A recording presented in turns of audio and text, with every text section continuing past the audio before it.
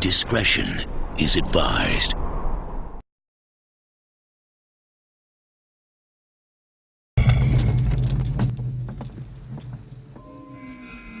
They're here.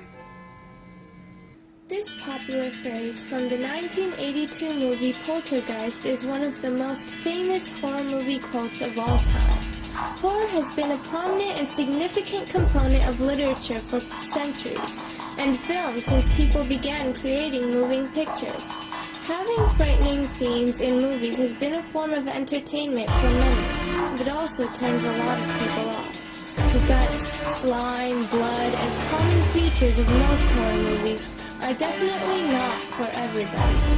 While debating this topic, we wondered how many people actually liked horror movies. So we asked them. No, I don't. Yep.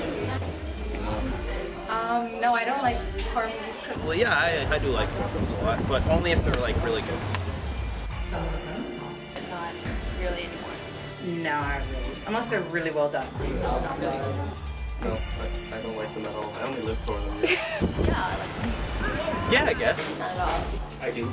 I actually really do enjoy them. No, I don't. Not really. For the most part, yeah. Yeah, I do. Yeah, I like horror movies a lot. As you can tell, many see horror as a vast source of amusement and entertainment, though many would disagree. A lot of them are very gruesome to watch.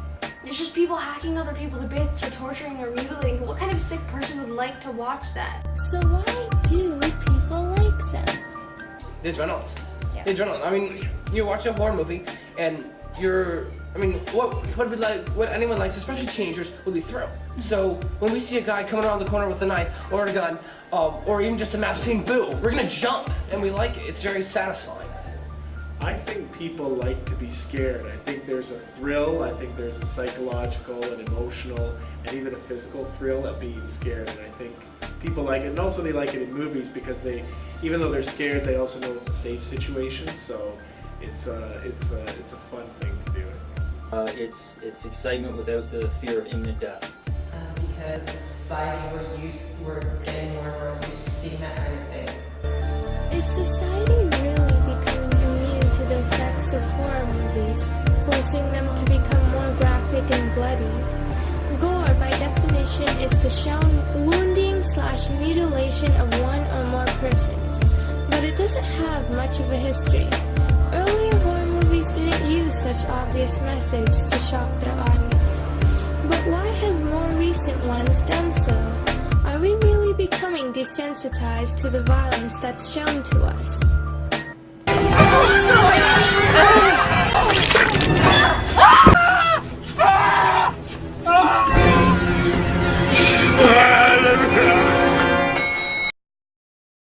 I don't think it affects us that much. If anything, it affects us in a positive way. Well, basically, it desensitizes you to the harmful effects of the real world. Okay, let's say you're walking down the street and someone gets hit by a car. You've never seen blood or gore or anything before. You're like, oh my god, you're going to be traumatized from that. But if you've seen horror movies, you're used to it. You're like, oh look, there's another dead body. I think it desensitizes us to a lot of different things. And it also, I guess, has a bit of an impact on how we approach the world. That's where creative murderers get their ideas to pop up people and do weird things. I don't think it's affecting us as a society. I think that there's certain behaviors that do end up detaching us from our feelings, which can then be a problem. But I'm not sure that watching horror movies does that. People with different personalities, depends on the way it affects them. A lot of what happens in society is already happening basically, so somebody in other words, somebody's not going to look at a horror movie and decide, oh, this is cool, I'm going to go and kill somebody because this man is so cool, he's killing someone with a sword. No one does that often, but the gang-related crimes that do happen in society just happen. To compare the increasing effects of gore, we decided to do an experiment. We asked a group of volunteers to watch 2 movies while we taped their responses. One of the movies was what someone nowadays would call an old horror movie, the original Texas Chainsaw Massacre. made in 1974. Then we would compare that movie with its remake, made in 2003. Our first question in the survey was which one was the most believable? I like the remake better. Honestly, I thought that the original was a lot more realistic in certain ways. I thought that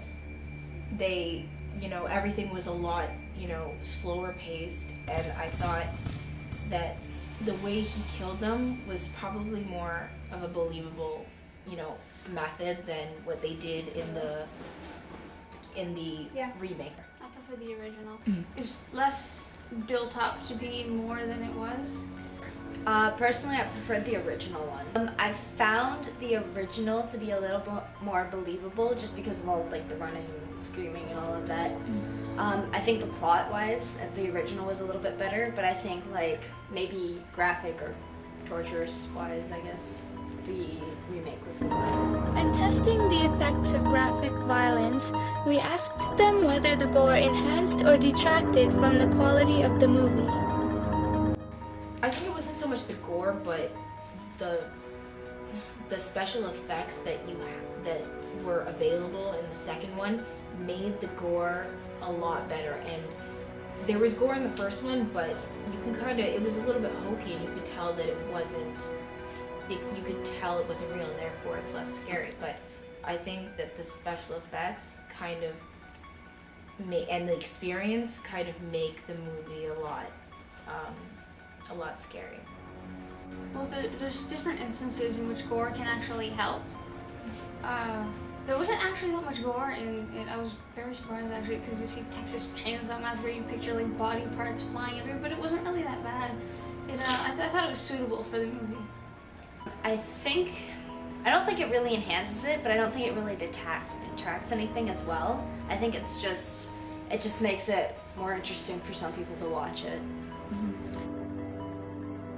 In the end, we found many different answers to our question.